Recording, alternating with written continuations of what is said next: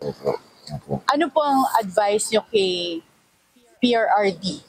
Dahil napagdaanan mo na rin yung pinagdaanan niya, of course magkakaiba yung circumstances, pero yung kinikwento mo nga kanina, yung mga phases na pinagdaanan mo nung nakulong ka, siguro ngayon meron siyang something similar na pinagdadaanan. Ano po yung magiging advice nyo sa kanya?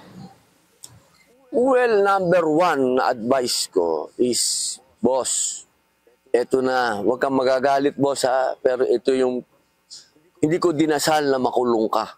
Pero ang dinasal ko, makapagpahinga ka. Ito yun, yung time na yun. Makapahinga ka at makagawa ng libro.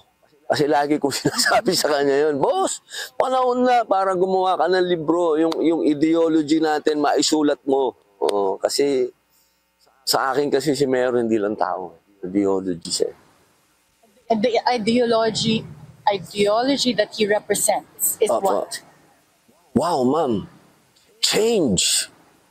Kailangan natin ng bago. Yan ang ideology ni Mayor. Pag nakikita mo siya, kaya natin magbago. Nagawa sa Davao, nagawa niya sa Pilipinas, nagkaroon lang ng pandemic.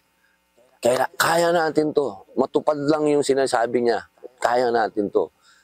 Bumoto lang kayo ng tama.